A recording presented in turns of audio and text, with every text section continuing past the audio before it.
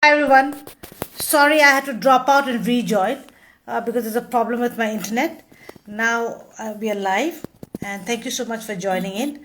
I am going to connect to Mekla Mama, Dr. Thiesinu Kiditsu, and I hope you're all going to join me. Yeah. Hi Vinny. Hi Renide. Nice to see everybody. I hope you had a good week. Let me connect to Dr. Thiesinu.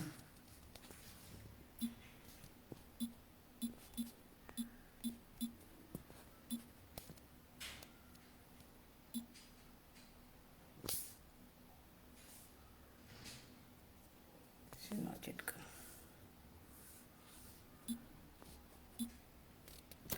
I think she's having a problem logging in.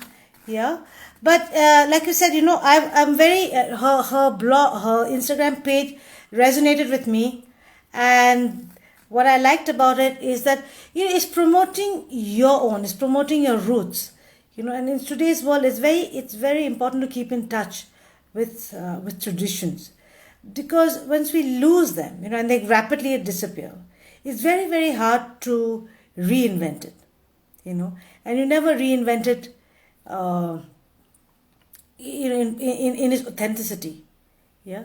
So it's nice to, that's why I was very impressed by her site. Now let me see if she's logged in.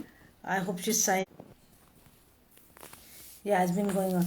So that's why I'm very intrigued to have her here. And let me now invite her in.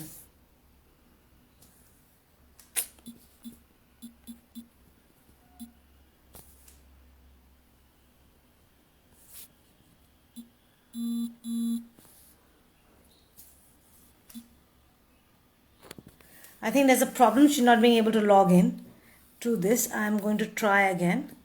Yeah, I'm not being able to. I don't see why she's not being able to join in. Can you? Yeah, she just joined in. Okay, so I'm just going to invite her now. Yeah, we're going to have her on soon. All right. Thanks for your patience, everyone. It's Hi, Julie. Hi. It's nice to see you. Yes. Yeah. Can you? I think can you turn? Because can you see me? Yeah. Um, okay. Yes, I can see you, Hmm. but then you're Okay. lopsided. Is that you or me? Is it okay? Better? Ah, Hmm. perfect. Yes. Yeah. Better. Okay. Hi, Yeah. Julie. Very nice to Hi. meet you. Nice to meet you too. Yeah, I'm really excited we connect. We're finally connecting, on Instagram. Yeah, Yes. and that too on the eve of National Handloom Day. Yes. Because I'm very passionate about my handloom, and you seem to be too. Yeah. Yes. Okay. The loin So loom. We use the loin loom here. Yes. yeah. So I'm actually, let's get started. Yeah. I was very intrigued about your Center for Indigenous Knowledge and Alternative Learning. Yeah. Who was the audience? When did you start this? Who was the who did you think was the audience? Who was it aimed for? I think it was aimed for the Naga people and the indigenous people of the Northeast. We Hmm. started this. I think it was in 2013. Mm-hmm. We we work with we document and collate indigenous knowledge in all forms, whether it's oral histories, or if it's material culture. It's slow work, but we do this, and we're trying to create an archive that we will make available to the people of the Northeast for free, and Mm-hmm. make it available to any researchers, creators, in any creative people, organizations that want to use this archive, with the condition that they have to share anything that they get or any of the work that they produce back to us. Oh, that's exciting. I've also been Yes. wanting to touch base on you about my Northeast Day program, because I've Right. worked with interns for a year, more than a year, and we've done all the sketches, all the research. So it'll be nice to get that also a part of your platform. Mm. I think that'll be, because it's Wonderful. really, the need to, yeah. So, Yes. did that trigger off your interest in indigenous textiles? Was it related to, was it around that time when you wanted to go back? It is kind of related. My interest in indigenous textiles is, on the one hand, it's personal. because this is something that my mother passed on to me. She was a weaver once upon a time. And so she shared her love for textiles with me. And this is something that I've always been interested from childhood. And then, of course, once I went into academics and once I started actively looking at Naga culture and material culture, then textiles became something maybe even more important. So that's one aspect of the documenting that I do with the Center for Indigenous Knowledge and Alternative Learning. And yes, so this Instagram account kind of brings these two aspects together. So, I mean, talking about your Instagram profile, for those of you who don't know it and who are just joining us for the first time, uh, she has a lovely, lovely Instagram page called Mekla Mama, and you must check it out. So, I'm very intrigued. Who takes those lovely pictures of you? Anybody who's around. So the husband, when he's, free, if he's free, he's obliging, but mostly my daughter. Now they're growing up, so then now everybody gets their turn. So it They get becomes that. quite a Oh, photo that's shoot lovely. sometimes. Yeah. Yes. Yeah. Yes. Oh, I should get my, because my daughter takes, yesterday I wanted to make a video of me because I wanted to talk about today's Oh, event. wonderful. And yeah, so, Yes. when she's in a good mood, she obliges. Hmm. It's lovely. Here it's the other way So around. it's I like have, that. so many kids fighting to take photos. Yes. Yeah. How nice is that? Hmm. So, are you amazed at the success of your Instagram page? What does it feel like to be I known as a, I am. I'm quite surprised by the success because, on one level it was just a quirky, almost nerdy, project that I just put up on Instagram on a lark, and it really took off. And so that surprised me. But I think, judging from the kind of conversations that I've had on Instagram, a lot happens in the DM, in the direct messages, So I've had the opportunity to have conversations with so many women, Naga and also from the Northeast and also outside of the Northeast, about textiles. And I think one of the reasons that it's become so popular is that the questions that I ask about the way we dress ourselves resonates with women um, Hmm. across, cultures, Yeah. because And fashion is something quite political, and it can be something quite political.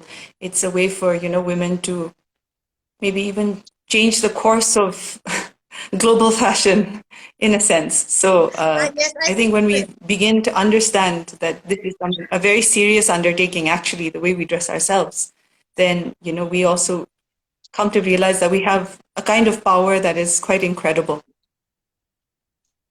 that's interesting. That's really nice to know.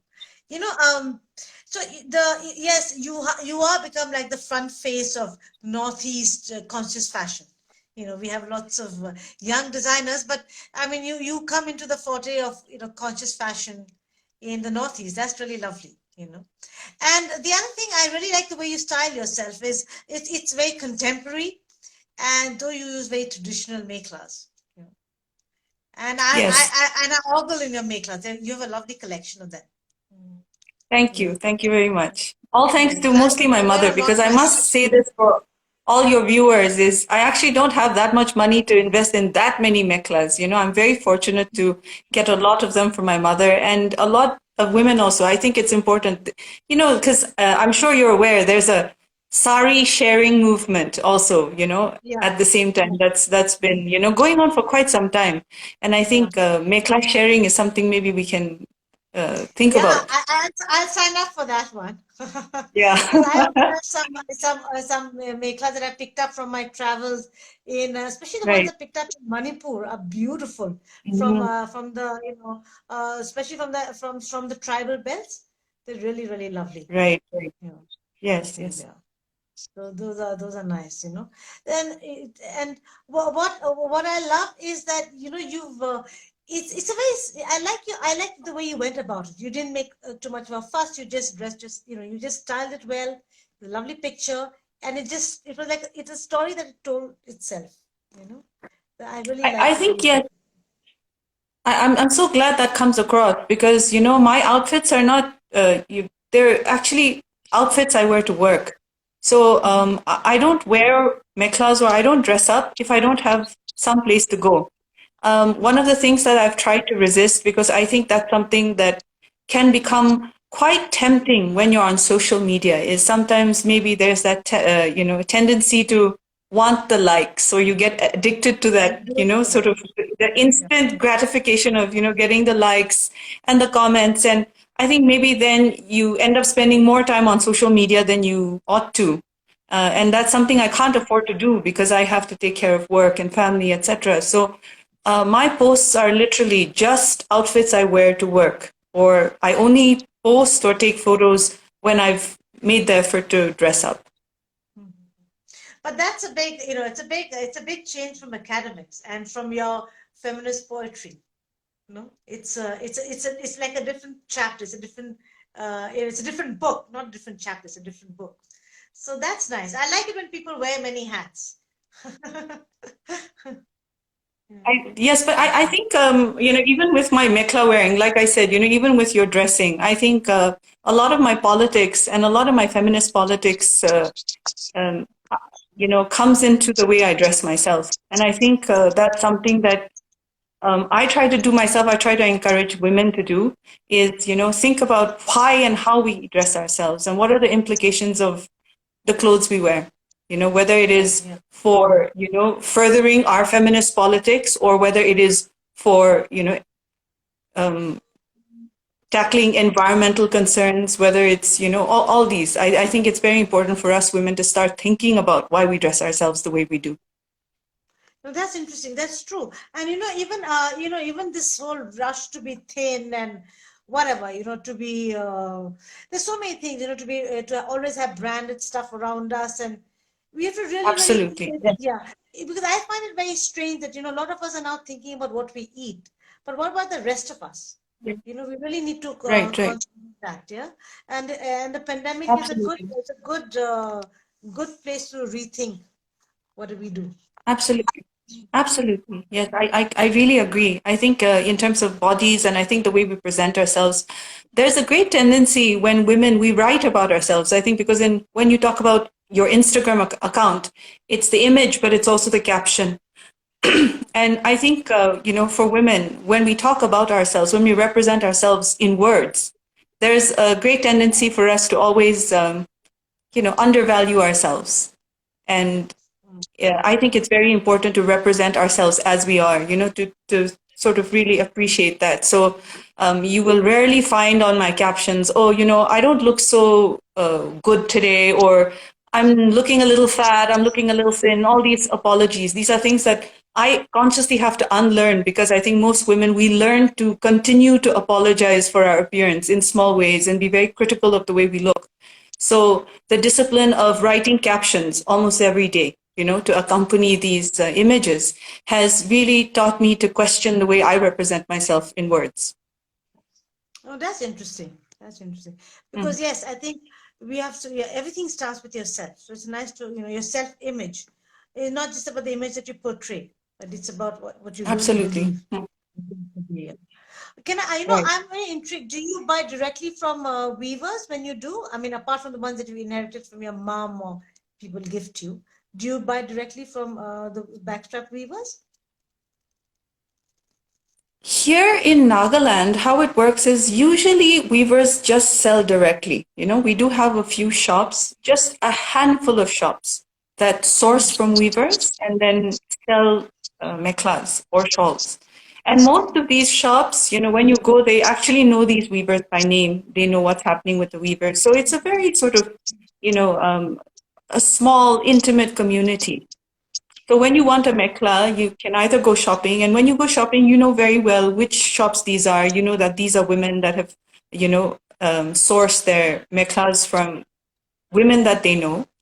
Or if you want a specific mekla, sometimes, like for example, more traditional designs. So if I want a traditional mekla from a certain tribe, then I will have to find a woman from that tribe, a good weaver, From that tribe, yeah. to make that for me. Yes, And place your order with her or something. Yeah, that's like my family. absolutely, It's like yes. we've ordered all our wedding makeups from Assam. We or from like this one family Mhm. that's woven all our wedding makers, from my Right, right. cousin, all of us, I really like that. I think that's very nice. You can go back and find, you can go back to the source. That's very nice. Yeah, yeah.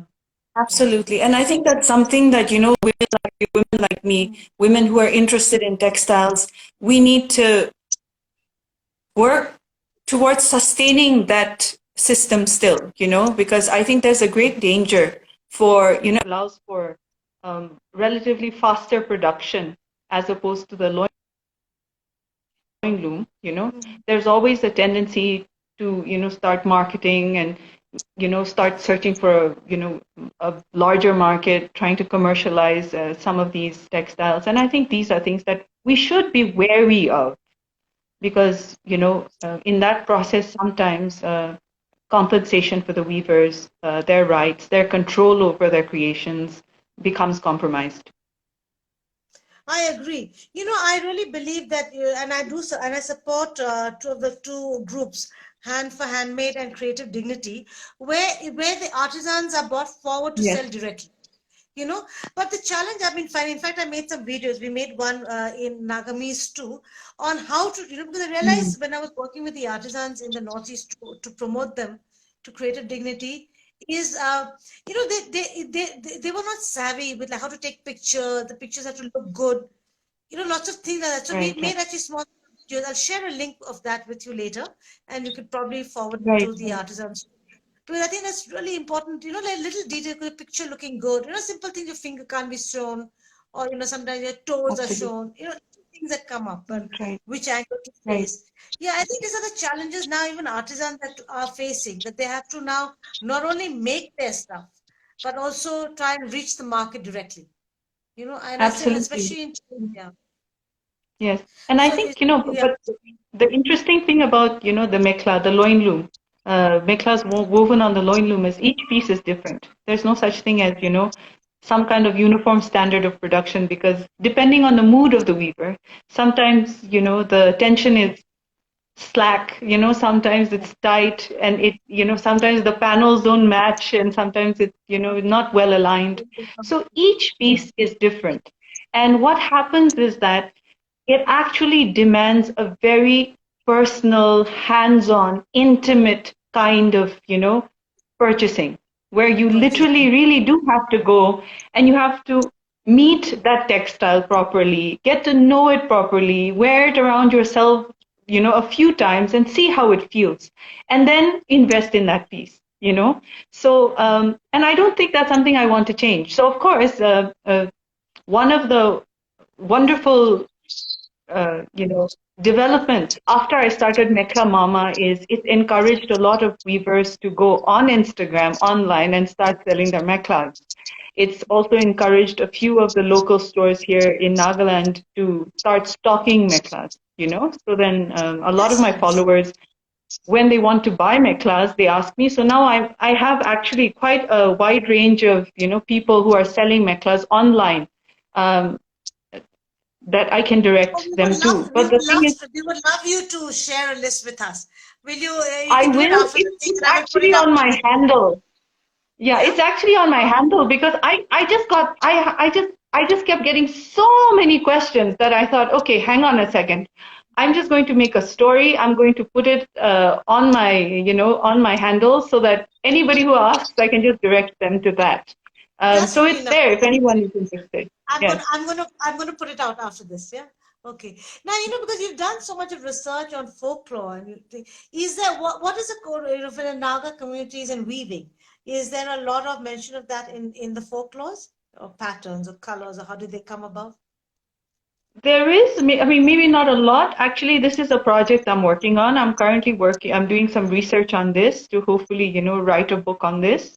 So it's still a work in progress. But, when we talk about folklore, we don't only mean stories, not just, the sort of in the beginning and therefore, and the moral Oh, of the no, yeah, story I is agree. this is not always the only format of a folklore. Folklore includes a wide range of narratives.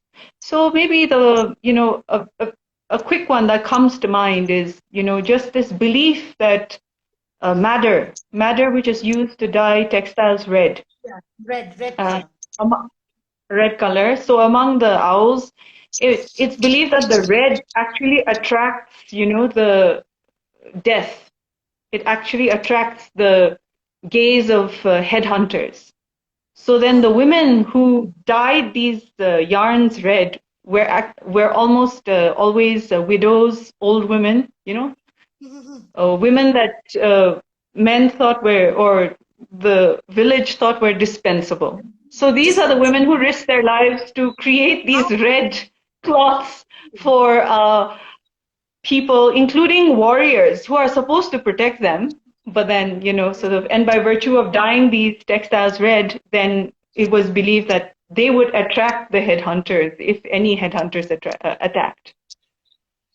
How interesting and how horrific, at the same time. Exactly. But, throughout history, beauty has also attracted, like, the horrors.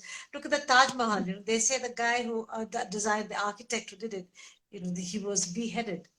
And even the color Absolutely. purple in China, Mm. because royalty, it was from the cautionary plant, it was very difficult to get this. It's from the little worm. So what they Mm. did is the royalty took it, and the people who used to get it when they first sourced it and did it, they get the dyes and all that. And once they got enough color and used to keep that, because the wax used to be kept for a long time, they used to, cut their fingers off, which is, when you Mm-hmm. think of it, so how cruel, for the sake of beauty, to Yes. do that. Yeah. Yeah. Okay. All right. Thank you so much. It's been a lovely session. A last question before we leave, because I can't end the session Sure. without asking this. Tell us a little bit about your poetry. Because that sounds, Oh, as a gosh. poet, So, really, what inspires you? Because I know you describe yourself as a feminist poet. I think I'm a feminist everything. So first I describe myself as, a feminist, and my indigeneity, my identity as a Naga is something very important. So I like to think that I'm trying to be an indigenous feminist and trying to see how my feminism can, find action and voice in my Naga identity or through my Naga identity. And I think it informs my Mekla Mama, it informs my academic work, it also informs my poetry.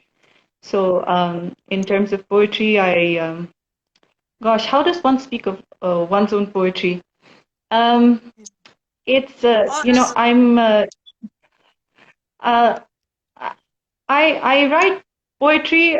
I don't know I don't know exactly what to say, but I have two books of poetry.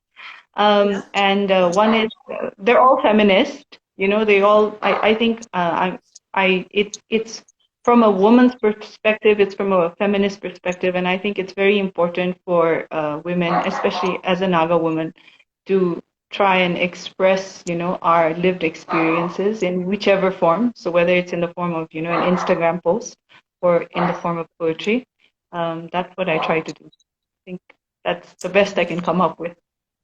Okay. I'm looking forward to your book. I would also like, I would love to share the name of your books and where it's available with our readers, Sure, in case, because I'm sure sure, that people sure, are interested in that. Yes. Thank you so much for sure. joining me today. It was a lovely It was so session. lovely talking to you, Yeah, Julie. Yes, it's made me now want to go back again, to the villages and spend time with the weavers. That's the one thing I've been, I miss many things, but one of the things about the pandemics I miss is not being out there, hanging out with I can. with in the village. And also what happens with weaving in the villages is become like a community affair, You're sitting around, someone's Absolutely. passing, and I miss that chit chat and that friendliness, yeah. Okay. And Thank that's you so something much. I find Curtain Call Adventures very interesting. So I'm so glad that you've gotten in touch, and I really hope that once things get better, I can actually join you on one of your tours. I would love to Please, join you on please one of do. your Curtain Call tours. Yeah, Yes, do that. That'd be lovely. And I'm looking forward to meeting you in Dimapur. Yeah. yes, And sorry, in yes. Kohima, And you live whenever in you're in Kohima. Kohima, Sorry. come. You live in Kohima, Yes, yeah. no, I'll no, definitely get in come, touch. come, Yeah. anytime. Yes, Okay. yes. Yeah. All right. Thank you so much. Thank you everybody for tuning in. It's a lovely session. I hope you enjoyed it. I will put up post on Theonews books and the handle that she uses to share her sources for Make Class. And I hope, I really hope that everybody will reach out and support the local artisans. Yeah. Thank you, everybody, for joining in. Okay. Bye. Bye, Julie. Bye.